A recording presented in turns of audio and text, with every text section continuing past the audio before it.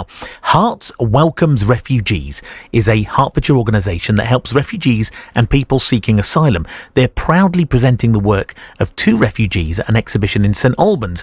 Echoes of Blossom is an exhibition by young artists Bahar and Enas, who fled Iran and Syria respectively.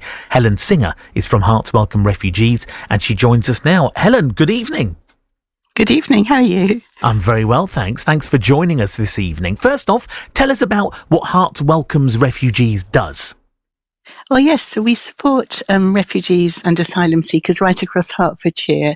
We've got about 150 volunteers who provide practical support to help people connect with their communities and adjust to life here. We've got a paid administrator, but all the rest are volunteers. And we're sort of divided into area teams and work a lot with partner agencies and other charities and the council. Okay, so 150 volunteers, that's a large number of volunteers. Yeah, it's a big team. That's have you always been around that size, or has it taken years to grow that many people? So we've grown. We started way back and supporting just Syrian families. The original charity was called Herts Welcomes Syrian Families, but we really have grown, and since then the remit's widened to incorporate all refugees in Hertfordshire, because it's such a growing need as more people are arriving, and particularly recently with asylum seekers. So originally it was for the Syrian resettlement scheme, vulnerable person resettlement scheme. That's right. But now we're board, and we also cover asylum seekers who've been put into hotels, who are waiting to have their claims heard and can be stuck there for quite a long time. So I'm assuming you've seen a change in the numbers of people you've been helping then over recent years. Yes, so it has really gone up. It's hard to put an actual number on how many people we support. I think last year was about 1,440 people from 40 different countries. So the volunteers work really hard in lots of different ways. So practical support, signposting, distributing vouchers or clothes when people arrive with nothing but the clothes they stand up in. And then with resettled refugees, it's more befriending and make just so there's a friendly face. Lots of English language work as well.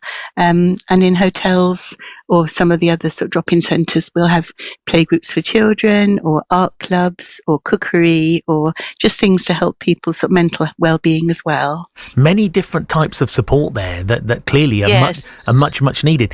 Just how important is the work you do? If you didn't exist, I mean, how much of a problem would that be? Well, I think there are lots of other agencies and charities out there, but yes, I think I hope we have made a difference to people, and we certainly do get lovely feedback from people who say we have been, a source of help to them, which is always lovely. Well, that is, of course, lovely. Yes. Yeah, it's a lifeline, I would say, for many of those people that you support. Let's talk about these two young artists, Bahar from Iran and Enas from Syria. What can you tell us about their stories? Oh, well, Enas has been here longer. She came through the original Syrian scheme. I remember taking her to the library when I first started volunteering, her and her mum. But she trained as an artist actually in Egypt, and when she came here, she has since, with support from Herts Welcomes Refugees, she's got a degree in interior design as well. But she's a really talented artist, and her work is quite textured and very hopeful. You can see it if you go to www.trestle.org, what's on, and Echoes of Blossom has a sort of a slideshow. You can see that their pictures there, and also buy the artwork. But very hopeful and very beautiful.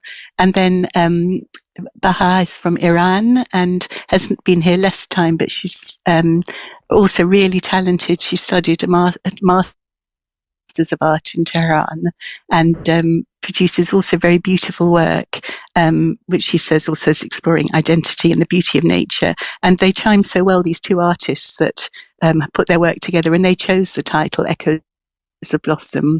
I love the resonance of sort of looking back but forward as well in that title. Yeah, it's a beautiful name for the exhibition.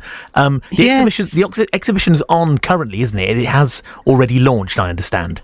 Yes, it has. So Trestle Art Space is in St Albans, and it's has a theatre, they have mask workshops, and they also have a fade to black cafe. And in the cafe space, there's a lovely area where work can be hung, and they've actually been given a residency. So Enes and Baha's work is there until April the 7th, and then it's going to be followed by another 2 refugees who we've been working with over the years, Shervin and Azal, who are both from Iran, actually, who produce very different work. So we're looking forward to exhibiting their work too. So big shout out to Trestle, who've been really fantastic and produced lovely posters for the work, and which is for sale through their web shop. I'm going to just repeat the website that you've given. It's Trestle, TRESTLE.org.uk. Okay, wonderful. See their work there. Yeah, that's great. And just tell us a bit more about Baha and Enes's, well, not necessarily reaction, but how do they feel knowing that their work is now on display in an exhibition? Yeah, well, I think they're really pleased. Baha already had an exhibition in Ware, I think last year. Yeah. But Enes is really thrilled, I think, as well. And I think a lady who's been working with us said she was given a real boost by being able to see their work there. And we had help from a friend of mine who volunteers with the St Albans Art Society, and she actually hung the work beautifully. So she's curated the exhibition. That's Susie Ross. So I think they're really pleased, and it's a way of them expressing themselves as well, and giving them agency, and being able to sell their work as well. So I think things are hard for them. They've been through really rough times, and their work is so hopeful, which is lovely to see as well. Of course it is. Despite what they've been through. Yeah. So the exhibition's running, it started the 15th of January and it runs until the 7th of April. It's free entry. You can also buy the artworks as well. So it's definitely worth a visit, Helen, isn't it? Yes, by all accounts. Yes. Amazing. Yeah, it's open weekdays all day, and then Saturday mornings you can go and visit.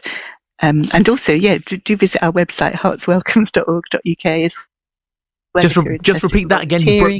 Just repeat. Sorry. Just repeat that again. You broke up a little bit there. All right. So we're hertswelcomes.org.uk. Okay. That's our website. So lots of information if you want to volunteer. We're always looking for volunteers, or if you'd like to donate, there's always a need for funds. So. Well, it's great work. It's great work that you and the team do. Thank you for all that you do.